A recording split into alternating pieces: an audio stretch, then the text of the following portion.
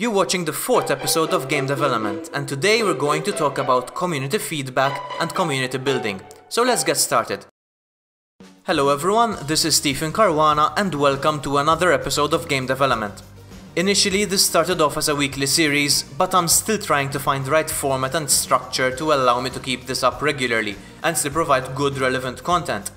So whilst I'll still be having these chats with people from the game dev industry, I'll be uploading an episode once every 2 weeks instead.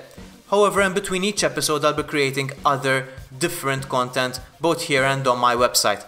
I'll let you guys know as soon as I figure out a good balance. But let's get started with today's episode, which is all about community feedback, and joining us today is Karel Crombecq. Hi Karel. Hi Stephen. Why don't we start by you telling us a bit about yourself and what you do? Okay, so I'm Karel from Silene Studios. We are a small two-man indie team from Belgium. And we've been working on a game called Mayan Death Robots for the last 1.5 years. And we're now kind of approaching the last stretch, approaching crunch, so we're getting ready to get the game out there. Great, and I understand you've had a nice, interesting experience with developing the game idea with a strong kind of focus on community feedback. Yeah, that's definitely true. We had a really difficult development process for this game.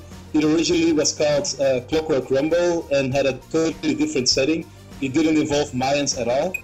And after 3 months, we were kind of stuck in a slump. And I was at GDC San Francisco last year, 2014, and I was showing the game to people, and the feedback was generally really negative.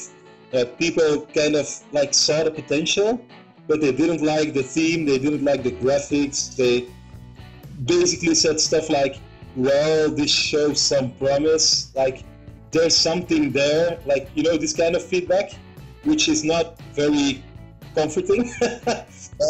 It's kind of like the euphemism. It's like saying, okay, yeah, there might be something there, but I don't really see it right now. So when we got back, we kind of really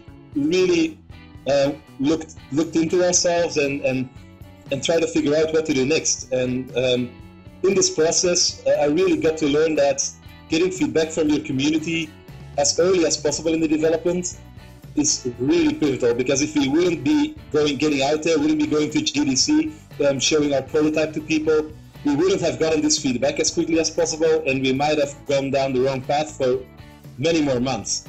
And this kind of started my feeling that it's really important to get your game out there as quickly as possible and get it in the hands of people as quickly as possible.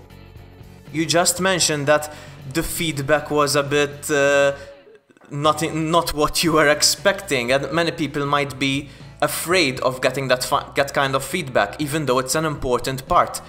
How would you suggest getting over that? I mean, it's a necessary step, but it's so difficult to take that first step. How was the process for you? I think the goal, what you want to do is you don't want to take the first step, because you want to put your game in the public image from the start.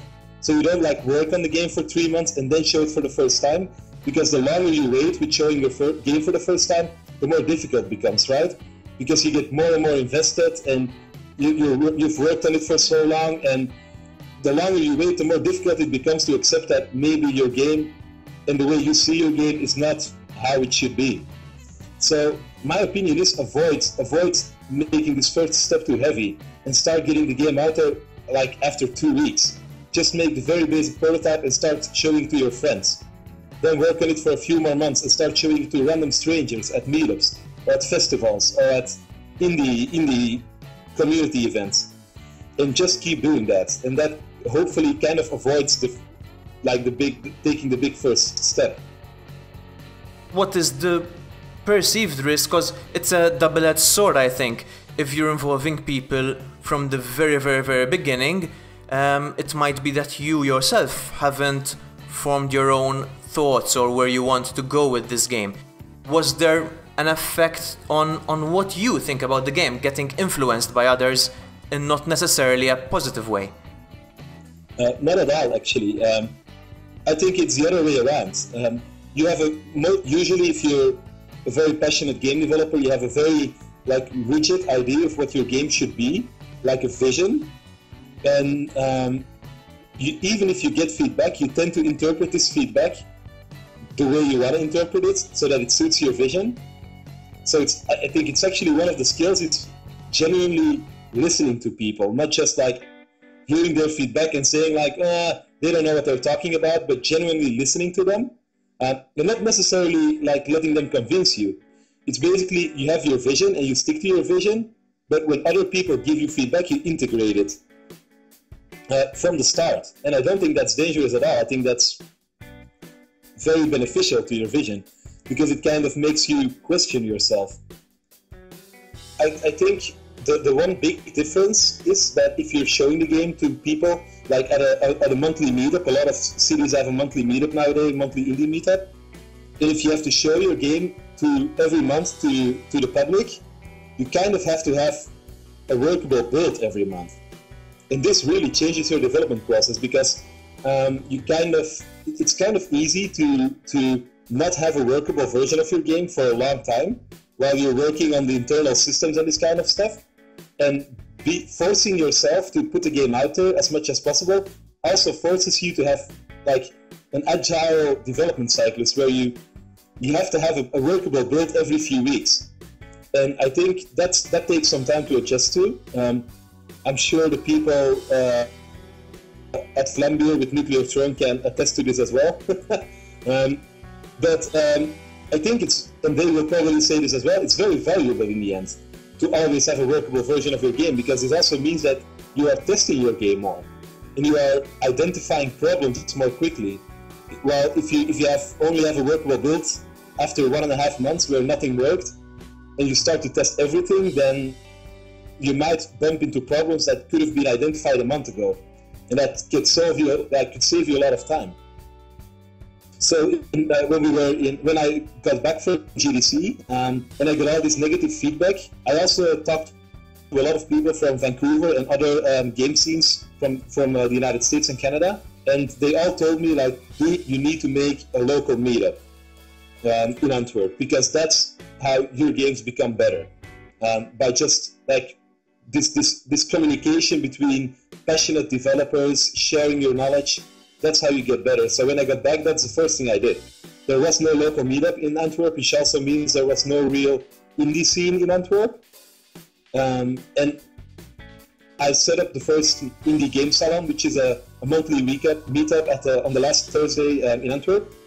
And people started coming, and I started showing my game there. So that was kind of the first step towards this kind of development, where you have to have a build every month and show it to people and show some actual progress, because these people are kind of like, they don't want to play the same game as last month. They want to compare the version and say like, hey, you listened to my advice and this is actually much better. So that's also kind of a way to force yourself to make these builds, because there's this meetup, this monthly meetup, and you're going there anyway, so you might as well bring your laptop and show the latest version of the game. What's the scene like in Antwerp? Is there a nice big game development scene? Is it mainly people who want to play games, or developers as well? What's the balance there? I think right now it's a relatively small scene, consisting of mostly people who want to work in games but are not currently. So there's only a few Antwerp indie developers. There's me, there's Crazy Monkey Studios. There's a few, but maybe no more than 5. Mm-hmm. And the other people are either doing this in their spare time, or they are kind of trying to set something up. But I think that's what the Indie Game Salon was best for. It really got people together. Like a lot of enthusiasts who never really knew it was even possible to make games on your own nowadays. They kind of started coming there because they found it on Facebook via a friend. And they showed up and they met all these people, like 30, 40 people who were really passionate about making games and about sharing them. And I feel like it's really kick-started the community in Antwerp. We have a young community. I mean, the Indie Game Salon is only a little over a year old, but it's growing and there is a lot of booming potential here. We also organized a festival in Antwerp Antwerps Screen Shake, which was organized by the House of Indie. This is kind of an organization trying to promote the indie game scene in Antwerp. Okay. Which was very successful. So we're kind of at the start here.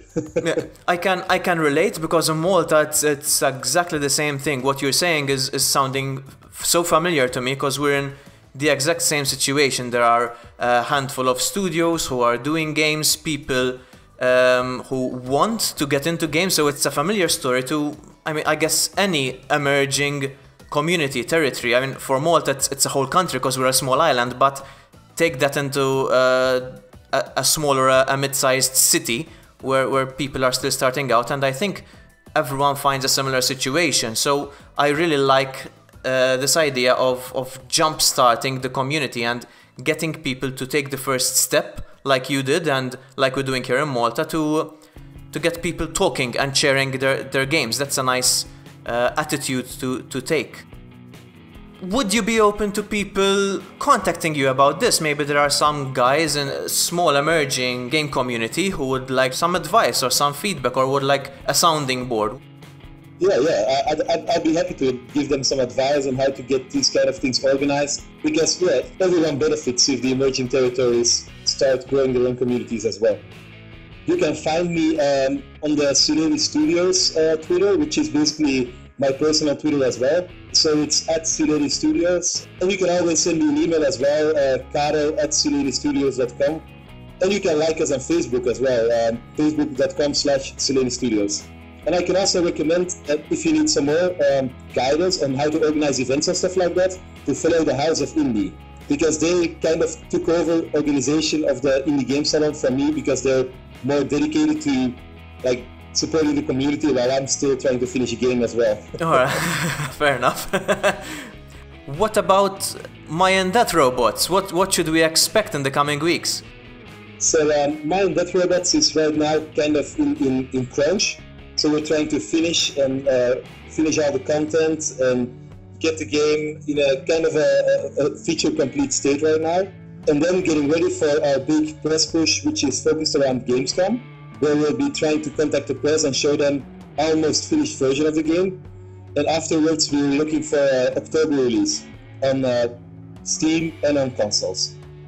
For everyone watching, keep an eye out for Sileni Studios. Guys, you've got the details on screen, links in the description below, you know what to do.